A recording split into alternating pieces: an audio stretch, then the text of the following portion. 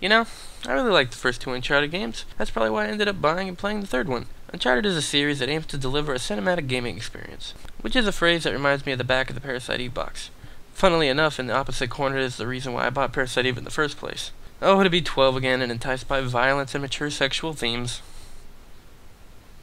So although having a cinematic feel to a game isn't a new concept, it's executed well in Uncharted.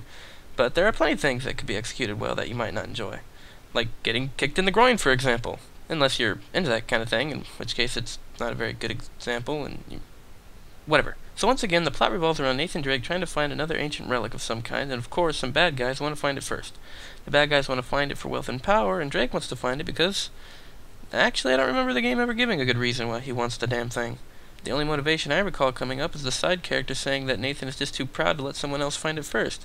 Because of this, Drake comes off as kind of a jerk as he risks his life and the life of his friends in a deadly game of finders keepers. Eventually, one of the story writers realizes this, and the plot becomes about stopping an ancient evil from being unleashed. Okay, so that's a bit generic, but it's a better motivation than 'cause I want it! The thing is, you eventually fight the evil, and it turns out to be a hallucination. The same kind of hallucination that the enemies have been using since the beginning of the game. But the hallucination-inducing water is found at the end of the game, in the same area as the coveted ancient relic. So wouldn't that mean that they already had access to the water and the relic, which would render most of the enemies' actions in the game as pointless? I don't know, I'm already tired of thinking about it. It's the kind of plot that only works because the characters are fun to watch. But don't worry, the cutscenes are pretty brief, and before you get much time to think about them, you'll be well into starting your next corpse mountain. Speaking of which, when I finished this game, the kill count was over 700 people. That's insane! And what really bothers me is none of the henchmen even care. None of them show any sign of valuing life. I was constantly shocked to be running into enemies during escape sequences. If the whole building, boat, or plane is going down, the last thing anyone is going to try to do is stop, get behind cover, and have a shootout. This isn't even the kind of thing I usually worry about because, you know, game logic. But I was constantly being sent to the monochrome afterlife by some suicidal asshat charging me while the whole world was coming down around him. Nathan Drake is the protagonist, not the center of the universe. Back off! The enemies look and sound human, but they don't act like it. They have no survival instincts. They are completely unfazed by several assault rifle rounds to the body while running, climbing, jumping, accounting. It's common for one guy to eat an entire magazine before he starts to feel bad for you and pretends to stumble. Apparently, they shoot with the level of accuracy needed to blow the cone cells out of your eyes, leaving you in a colorless clusterfuck so that when you need to quickly get to safety, you can't see for shit. And then, of course, there are the times when an enemy spawns right behind you with a shotgun and a lazy approach to wall decor. Another example of wacky enemy spawning is when after a long hard fight of many retries I had cleared out an entire area of baddies except for one guy who I had to find. So I spent a minute or two tracking him down, and after finally finishing him off I was excitedly headed towards my next destination. To my surprise, that's when a whole new platoon of grenade launcher brandishing dillholes decided to pop out of the henchman's storage closet and have a go at my wide open defenseless ass. The point is, there was a very obvious and kinda silly spawn trigger. It's like they can't send reinforcements until you kill their friends and they get tapped in. This creates a situation where you might be clearing out an area and gaining ground only to have a fresh batch of assholes spawn right on top of you, so you can't move up until you're sure the game's done throwing shit in your face. If you want me to fight more guys, make the stage longer, don't pad out the areas with extra spawns.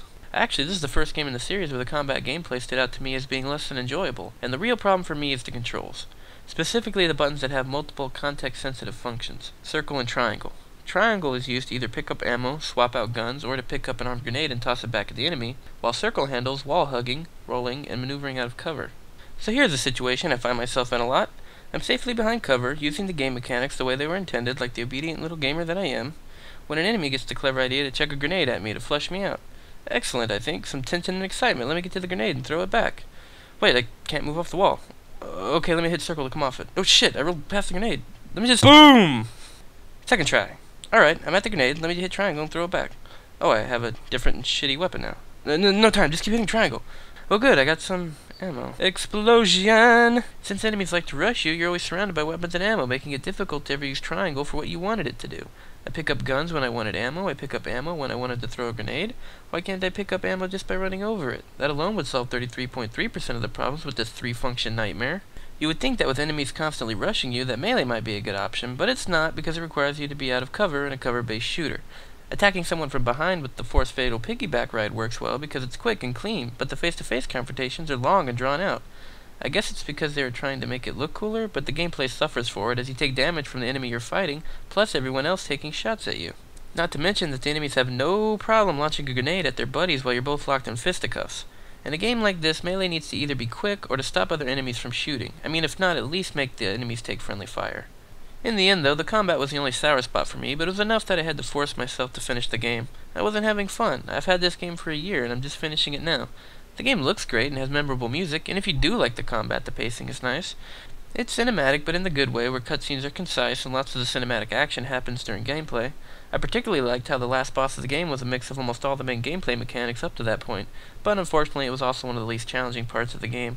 It still has plenty to offer, but it just wasn't doing it for me. So Uncharted has had its trilogy and its spin-offs, and it's about time it stepped aside to make room for new IP. But if a sequel is inevitable, I hope they'll take a good look at the combat and give me a gun that doesn't feel like I'm shooting a rhino with spitballs. Hey, thanks for watching the first thing I've done on the internet. If you'd like to see some more things I'll do on the internet, go ahead and subscribe.